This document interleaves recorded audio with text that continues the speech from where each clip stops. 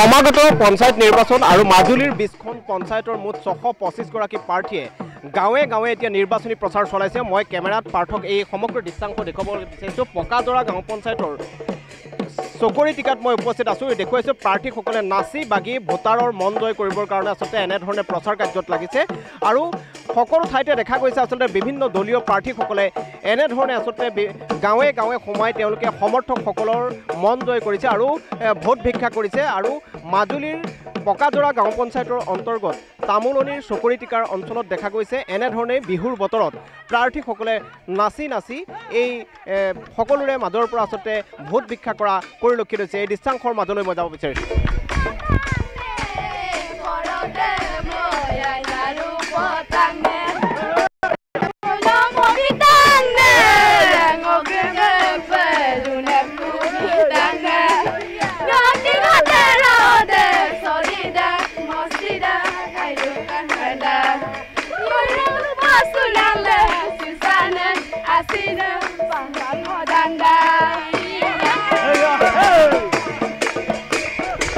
প্ৰাৰ্থীৰ ওচৰলৈ যাব বিচাৰিম। বাইদেউ কি ক'ব, সমাগত পঞ্চায়ত নিৰ্বাচন আৰু খুব সুন্দৰকৈ আপোনালোকে গাঁৱে গাঁৱে বিহু নাচি ৰাইজৰ মন জয় কৰিবৰ কাৰণে আপোনালোকে আহিছে ভোট ভিক্ষা।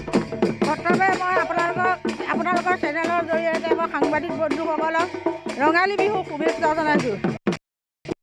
এই পঞ্চায়তী ৰাজ যোগেদি যাতে এখন স্বচ্ছ পঞ্চায়ত গঠন কৰিব পাৰোঁ, আমি ভাৰতীয় জাতীয় কংগ্ৰেছ দলে এই গোটেই গাঁৱত ঘূৰি যিখিনি সঁহাৰি পাইছোঁ সেই সঁহাৰি যাতে গোটেই গাঁৱৰ ৰাইজে আশীৰ্বাদ কৰি ভাৰতীয় জাতীয় কংগ্ৰেছৰ জিলা পৰিষদৰ প্ৰাৰ্থীগৰাকীক হাতৰ চিনত ভোট দি জয়যুক্ত কৰে বুলি আশা ৰাখিলোঁ। কেনেকুৱা আশা প্ৰত্যাশা আপোনাৰ, যিহেতু আপুনি এইবাৰ প্ৰাৰ্থী হিচাপে অংশগ্ৰহণ কৰিছে আৰু ৰাইজৰ মাজলৈ আপুনি আহিছে, ভোট ভিক্ষা কৰিছে, আৰু মাজুলীৰ আচলতে কেনেধৰণৰ সমস্যাসমূহক আপুনি দাঙি ধৰি বা কেনেধৰণৰ কাম কৰিব?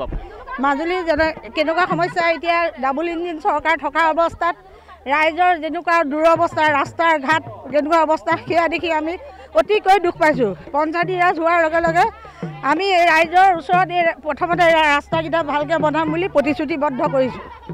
আপুনি আশাবাদী? আশাবাদী, হয় হয় হয়। মোৰ ৰাইজে বহুত সঁহাৰি কৰিছে, সেইকাৰণে মই আশাবাদী। আৰু ভাৰতীয় জাতীয় কংগ্ৰেছ দলে মোক যিটো প্ৰাৰ্থিত্ব আগবঢ়ালে তেখেতসকলক মই মোৰ ফালৰ পৰা ধন্যবাদ আৰু কৃতজ্ঞতা জ্ঞাপন কৰিলোঁ। নিশ্চয়কৈ মই দেখুৱাইছোঁ আচলতে গাঁৱে গাঁৱে এনেধৰণৰ নিৰ্বাচনী প্ৰচাৰ আৰু সকলো ওলাই আহিছে। মই দেখুৱাইছোঁ এইবোৰ হৈছে মিচিং অধ্যুষিত অঞ্চল, মাজুলীৰ পকাজৰা গাঁও পঞ্চায়তৰ অন্তৰ্গত চকৰি টিকা গাঁৱৰ পৰিৱেশ মই দেখুৱাইছোঁ। আচলতে ভাৰতীয় জাতীয় কংগ্ৰেছৰ প্ৰাৰ্থীসকলে এনেধৰণে গাঁৱে গাঁৱে আহি এনেধৰণে প্ৰচাৰ চলাইছে আৰু বিভিন্ন জনৰ পৰা আচলতে তেওঁলোকে ভোট আদায় কৰিবৰ কাৰণে আচলতে ৰঙালী বিহুৰ সময়ছোৱাত তেখেতসকলে নাচি বাগি ভোট ভিক্ষা কৰিছে। মই বাইদেউ প্ৰথমে আপোনাৰ ওচৰলৈ আহিছোঁ। পঞ্চায়ত নিৰ্বাচন সমাগত আৰু আজি দেখা গৈছে এক পৃথক ৰূপত আপোনালোকে নাচি বাগি ৰাইজৰ মন জয় কৰিছে আৰু বিহুৰ সময়ত আচলতে আপোনালোকে বিহুৰ লগতে আচলতে ভোট ভিক্ষা কৰিছে। কি বহুত সঁহাৰি পাইছোঁ, বহুত ভাল লাগিছে আৰু বিহুৰ লগতে আমি অকণমান চবৰে লগতে পাৰ্টিৰ লগত অকণমান নাচি দিছোঁ আৰু মানে মই ৰাইজৰ সঁহাৰি বিচাৰিছোঁ আৰু সঁহাৰিও ভালেই পাইছোঁ। মই ৯ নং কমলাবাৰী গাঁও পঞ্চায়তৰ ফালৰ পৰা আঞ্চলিক পৰিষদৰ সদস্য হিচাপে মনোনীত পাইছোঁ কংগ্ৰেছ দলৰ ফালৰ পৰা আৰু মই সঁহাৰিটো ঠিকেই পাই আছোঁ চবৰে পৰা। আশাবাদী আপুনি এইবাৰ যিহেতু গাঁৱে গাঁৱে আশাবাদী, আমি যথেষ্ট আশাবাদী, ভাবিছোঁ এইবাৰ ৰাইজে আমাক জয়যুক্ত কৰাব। নিশ্চয়কৈ মই দেখুৱাইছোঁ বিভিন্ন প্ৰাৰ্থীসকল আহিছে আৰু গাঁৱে গাঁৱে এনেধৰণে আচলতে তেওঁলোকে নিৰ্বাচনী প্ৰচাৰত অংশগ্ৰহণ কৰিছে আৰু মাজুলীৰ প্ৰায় ২০খন পঞ্চায়তৰ ৬২৫ গৰাকী প্ৰাৰ্থীয়ে এনেধৰণে আচলতে গাঁৱৰ ৰাইজৰ কাষলৈ গৈছে আৰু তেখেতসকলে ৰাইজৰ মতামত লৈছে আৰু তেওঁলোকৰ সমস্যাসমূহৰ বিষয়ে জানিব বিচাৰিছে। মই আপোনাৰ ওচৰলৈ আহিছোঁ। মাজুলীৰ যিহেতু সমস্যাৰে ভাৰাক্ৰান্ত এটা অঞ্চল আৰু এই অঞ্চলটোত আপোনালোকে আজি নিৰ্বাচনী প্ৰচাৰ চলাইছে, কেনেধৰণৰ কথা আশা কৰিছে আপোনালোকে, যিহেতু আৰু কেইদিনমানৰ পাছতেই নিৰ্বাচন আহি পাব? হয়, আমি বহুত আশা কৰিছোঁ, আমি আশাবাদী। ইয়াৰ ৰাইজৰ বিপুল সঁহাৰি পাইছোঁ।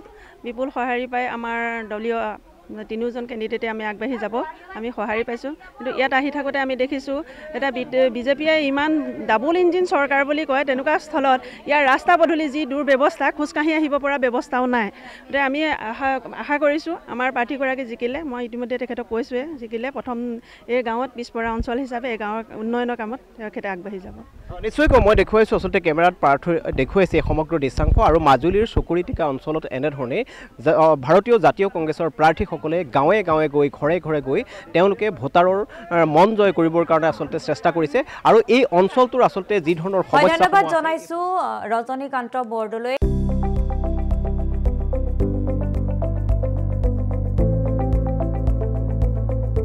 NB নিউজ সহজ সৰল ভাষাত নৱভাৰতৰ কথা।